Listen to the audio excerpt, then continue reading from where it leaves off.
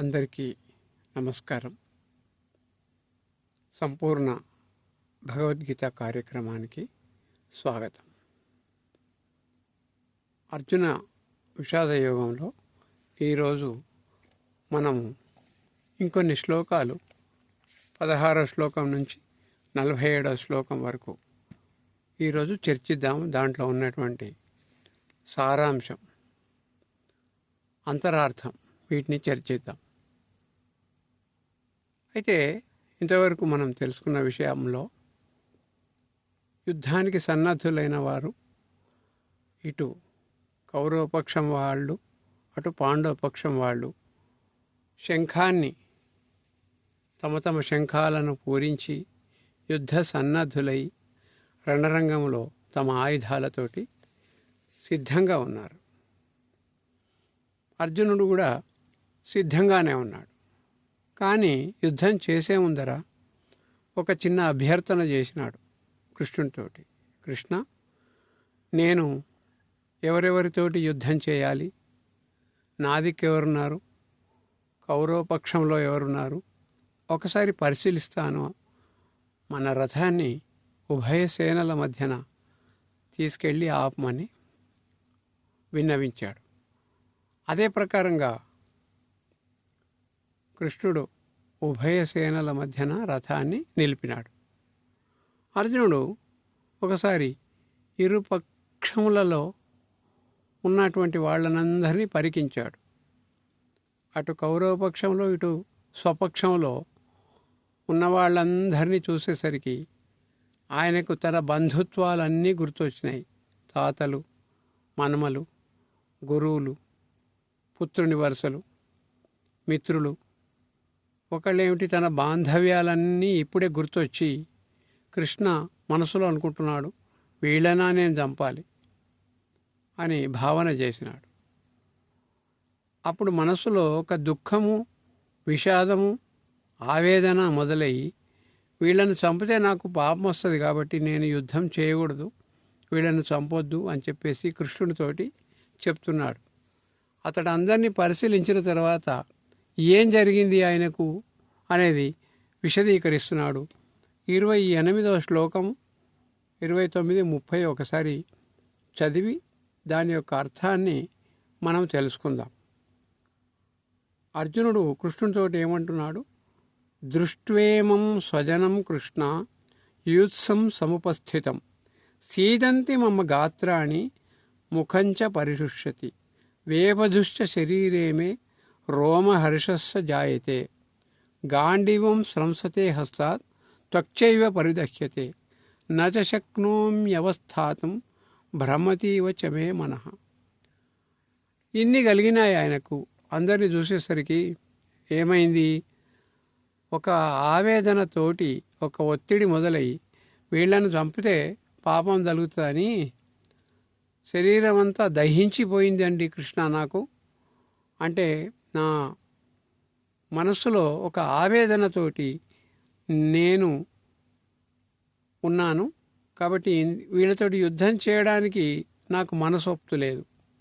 ఏం జరిగింది? ఆ ఒత్తిడితోటి ఒళ్ళంతా వేడెక్కింది కృష్ణ, నాలుక ఎండిపోయింది, శరీరం అంతా దహించి వేస్తున్నది, నేను ఇక్కడ నిలవలేకపోతున్నాను కనుక యుద్ధం చేయడం నాకు కఠినంగా అనిపిస్తున్నది, నా గాంధీవన్ నా చేయి నుంచి జారిపోతున్నది. ఇవన్నీ ఒత్తిడి ఎదురైనప్పుడు మనకు కలిగేటువంటి యొక్క శరీర మార్పులు.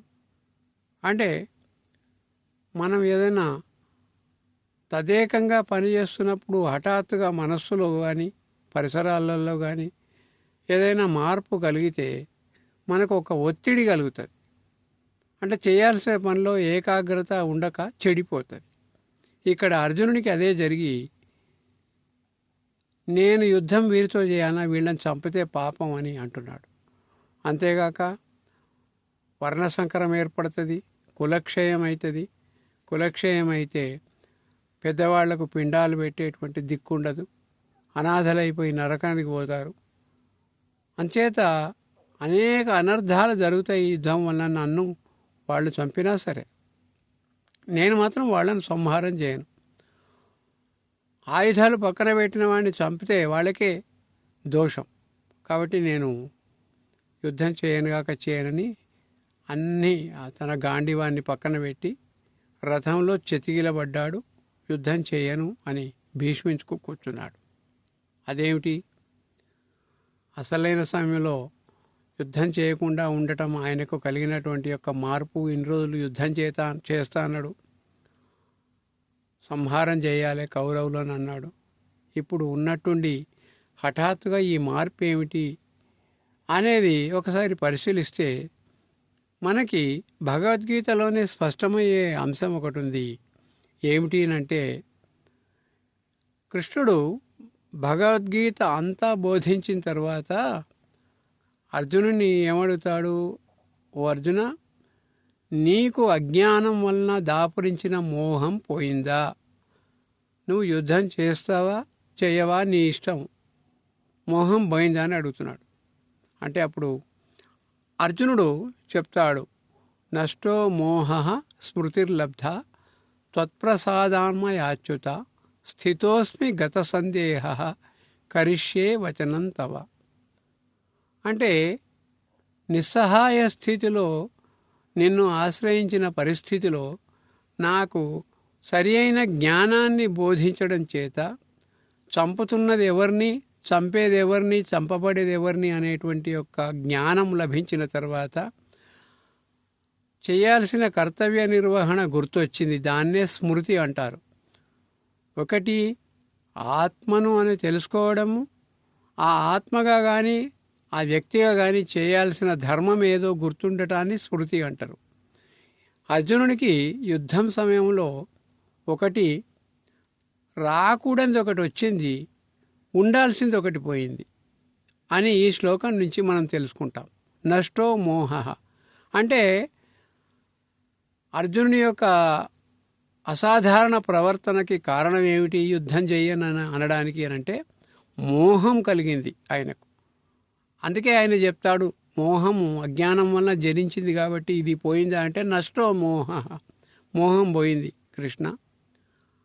స్మృతిర్లబ్ధ అంటే నేను ఒక క్షత్రియుని, క్షత్రియ ధర్మాన్ని, నా కర్తవ్య దీక్షను చేయాలి అనే స్మృతి. చంపుతున్నది శరీరాలను మాత్రమే కానీ ఆత్మలను కాదు అనేటువంటి యొక్క ఆత్మజ్ఞానం యొక్క స్మృతి కలిగింది. అంటే ఏదైతే ఉండకూడదో అది మోహము, ఏదైతే ఉండాలో అది స్మృతి. ఉండకూడనిది వచ్చింది, ఉండాల్సింది పోయింది. కాబట్టి ఈ అసాధారణమైన ప్రవర్తన, కర్తవ్య విముఖుడు కావడానికి ఇదే కారణం, మోహం. మోహం అంటే మీకు తెలుసు, నాది నావారు, ఈ బంధువులందరూ నావారు, నేను వీళ్ళని చంపితే నాకు పాపము, వీళ్ళు నన్ను చంపినా సరే అంటున్నాడు. అంటే శత్రువుల మీద కూడా ఒక అవసరానికి పనికిరాని దయా కరుణ చూపిస్తున్నాడు. అవసరమైనప్పుడు దయ చూపించడం వేరు. నన్ను వీళ్ళు చంపినా సరే నాకు రాజ్యం అక్కర్లేదు, ఏ భోగాలు అక్కర్లేదు అని కృత్రిమ వైరాగ్యాన్ని, అవసరం లేని వైరాగ్యాన్ని అజ్ఞానం చేత ప్రదర్శిస్తున్నాడు. అదే మోహం వచ్చినందుకు ఆయన చేసినటువంటి యొక్క కర్తవ్యం వైముఖ్యం ఏర్పడ్డది అనమాట మోహసిద్ధి వల్ల. అలాగే తను చేయాల్సిన కర్తవ్యం మర్చిపోవడానికి కారణం ఏంటి? క్షత్రియ ధర్మం మర్చిపోయాడు, స్మృతి పోయింది. కాబట్టి గీతాబోధ తర్వాత స్మృతి లభించింది, నిజమైనటువంటి కర్తవ్యం ఎలా చేయాలి అని. కాబట్టి మనకు కూడా మోహము వస్తుంది. అప్పుడప్పుడు మనకి నాది నావారు అని వస్తుంది. వచ్చినప్పుడు మనకు తీవ్రమైనటువంటి యొక్క ఒత్తిడికి లోనవుతాం. ఎప్పుడు ఎందుకు అనంటే, నాకు సంబంధించిన నా వారు కానీ, నాకు సంబంధించిన నా ఆస్తులు కానీ, నేను నావి అనుకున్నవి కానీ నా నుంచి దూరం అయితే ఎలాగా? నేను వద్దనుకున్నవి నాకు సమీపంలోకి వచ్చి నా సాంగత్యంలోకి వస్తే ఎలా అనే విపరీతమైన ఆలోచన మనకు వస్తుంది. ఇదే మన యొక్క మోహానికి ఫలితం. మోహం వచ్చినప్పుడు మనస్సు స్థిమితంగా ఉండదు, మనస్సు తన బలాన్ని కోల్పోతుంది. ఇప్పుడు అర్జునుడికి శారీరక బలం ఉన్నది కానీ మానసిక బలం లేదు. మనోదౌర్బల్యం ఏర్పడ్డది. ఆ మనోదౌర్బల్యం వలన కర్తవ్యానికి విముఖుడైనాడు. యుద్ధం చేయాల్సిన యుద్ధాన్ని నేను చెయ్యను అని పక్కన పెట్టేసినాడు. అది మానసిక బలహీనత యొక్క పరిణామం. అంటే మానసిక బలహీనత వలన ఏమేం జరుగుతుంది అని అంటే దుఃఖం కలుగుతుంది. అందుకే అర్జున విషాదయోగం, విషాదం కలిగింది ఆయనకు.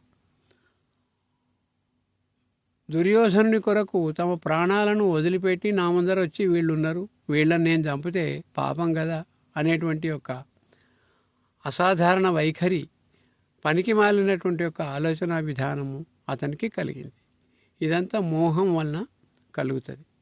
కాబట్టి ఈ మోహం అనేది కలిగితే మనకి కూడా, ఇప్పుడు మనకు ఒక విషయం ఏం తెలుసు, క్షీరసాగర మథనం చేసినప్పుడు అమృతం కొరకు చేసినారు, విషము పుట్టింది.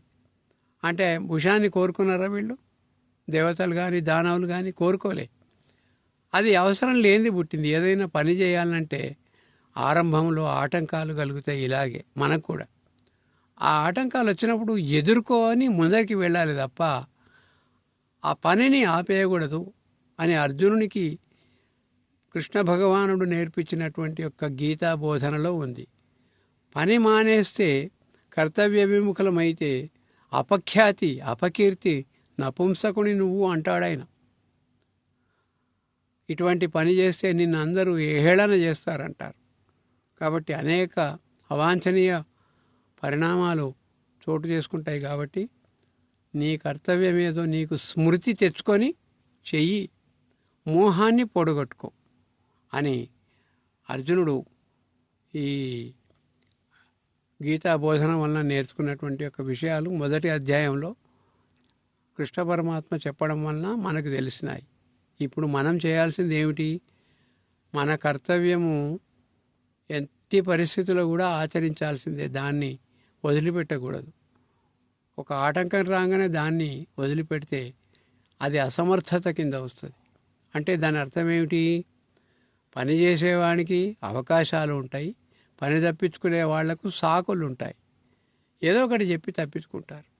ఇది ఎంతమాత్రం తగదు అనేటువంటి విషయాన్ని కృష్ణ పరమాత్మ ఈ మొదటి అధ్యాయంలో పరిశీలించిన తర్వాత రాబోయే అధ్యాయాలన్నింటిలో అర్జునుని యొక్క కర్తవ్యం నిర్వహణ ఎలా చేయాలి, జ్ఞానం ఎలా, స్మృతిని ఎలా పొందాలి, మోహాన్ని ఎలా పొడగొట్టుకోవాలని మిగిలిన 17 అధ్యాయాల వరకు చెబుతూనే ఉంటాడు.